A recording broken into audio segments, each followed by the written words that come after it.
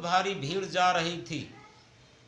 एक महात्मा थे, उन्होंने पूछा भैया ये सारी भीड़ कहाँ जा रही? तो भीड़ ने कहा कि आपको नहीं मालूम, बहुत बड़ा तीर्थ पड़ा है, हम लोग अमुक नदी में स्नान करेंगे। तो उन्होंने कहा नदी में स्नान करने से क्या होगा कि हमारे सारे साल भरे के पाप सब कट जाएंगे।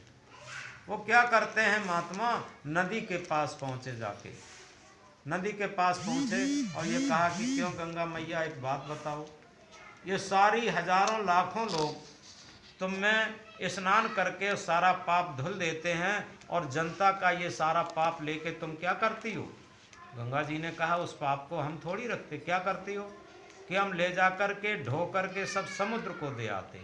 वो आदमी जाता है समुद्र के पास, समुद्र से कहता भैया समुद्र एक बात बताओ, सारी नदियों में सारे जनता लोग अपने पापों को धो धो करके चले जाते हैं और सारे पाप आकर के तुम में विलीन होते, तुम इस पाप का क्या करते? समुद्र ने कहा हम पाप थोड़ी रखते हैं, हम पाप रखें तो अभी तक तो जल के भस्म हो जाते। क्या करते हो कि जब बाष्पीकरण होता है, भाप उठती है, तो भाप के साथ सब बादलों को पाप दे देती। वो आदमी क्या करता, उत्तराखंड पहाड़ों पर चढ़ गया, वहाँ बादल बिल्कुल पहाड़ों के समीप, पहाड़ों से छूते रहते हमेशा। वहाँ जाकर के बादलों से पूछा भैया बादल ये बताओ, तुम समुद्र से भाप के साथ ये सारे पापों को ले लेते हो, इस पाप का क्या करते? बादल ने कहा कि पाप कहीं हम थोड़ी रखते, कि क्या करते हो कि पानी के साथ जिसका पाप होता है उसी पर वर्षा देते और क्या करते। अब ये एक उदाहरण है समझने का तरीका कि हम केवल ये सोचते हैं किसी नदी वगैरह में स्नान करने से हमारे पाप कट जाएंगे, ऐसा कुछ नहीं, ये तो औपचारिकता मात्र है। जैसे कहीं पर आग लग गई हो और हम मंत्र जपें, माला जपें, यज्ञ हवन करें, पूजा पाठ करें तो आग नहीं बुझेगी। क्या है, आग का विरोधी पानी डालें, आग बुझ जाएगी। इसी तरीके से अगर हमने पाप किए हैं तो पाप का विरोधी पुण्य है। परमार्थ के काम, पुण्य के काम हम करते चलें तो पापों की संख्या कम होती रहेगी धीरे धीरे, और पुण्य की मात्रा जब बढ़ जाएगी तो पाप कटेंगे। ये पाप काटने का तरीका है। तो इस तरीके से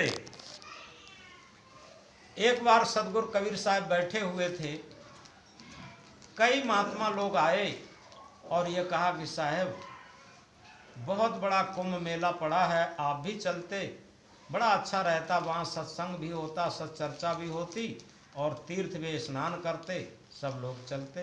कबीर साहब ने कहा अभी तो हमने कई जगह सत्संग के लिए समय दे दिया है और अब की बार कहोगे तो ज़रूर चलेंगे। मेरे पास एक तुमड़ी है, कड़वी लौकी। महात्मा लोग जब पहले कमंडल बनाते थे पुराने ज़माने में, वो कड़वी लौकी गोल गोल होती थी, उसका गूदा अंदर से निकाल करके कमंडल बना लिया जाता था। वो कड़वी लौकी उनके पास रखी थी और ये कहा कि ले जाओ, ये तुमड़ी लिए जाओ, जिस जिस तीर्थ में स्नान करो वहाँ स्नान करवाना, जिस जिस मंदिर में देवता के दर्शन करो वहाँ दर्शन करवाना। वो महात्मा लोग कबीर साहब की तुमड़ी लेकर के चल दिए, तीर्थ में पहुँचे, जहाँ जहाँ जिस नदी में स्नान किए वहाँ स्नान करवाया, जहाँ जहाँ किसी देवी देवता के दर्शन किए वहाँ दर्शन करवाया।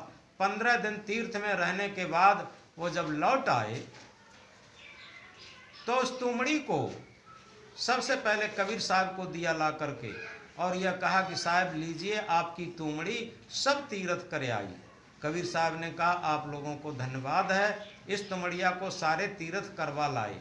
उन्होंने एकदम तुमड़ी को लिया, फोड़ दिया और फोड़ करके थोड़ा थोड़ा गूदा निकाल करके सब संतों के हाथ में रखा और ये कहा कि भाई संत लोगों इसे चखो तो, तीर्थों में जाने से इसमें कुछ परिवर्तन हुआ कि नहीं हुआ। जैसे ही कड़वी लौकी का गूदा मुंह में डाला और एकदम थूक दिया, साहब ये तो बहुत कड़वी है, इसमें तो कोई परिवर्तन नहीं हुआ। कबीर साहब ने कहा तुमड़िया सब तीर्थ कर आई और तौन गई इसकी कड़वाई। ये तुमड़िया सारे तीर्थों को कराई तब भी इसकी कड़वाहट नहीं गई। कबीर साहब ने कहा इस तुमड़ी को तो फेंक दीजिए, हम इस खोपड़ी रूपी तुमड़ी की बात करते, इस शरीर रूपी तुमड़ी की बात करते। ये शरीर, ये खोपड़ी, ये सारे तीर्थ व्रत करती है, पूजा पाठ करती है, यज्ञ हवन करती है, पता नहीं क्या क्या करती है धर्म के नाम पर।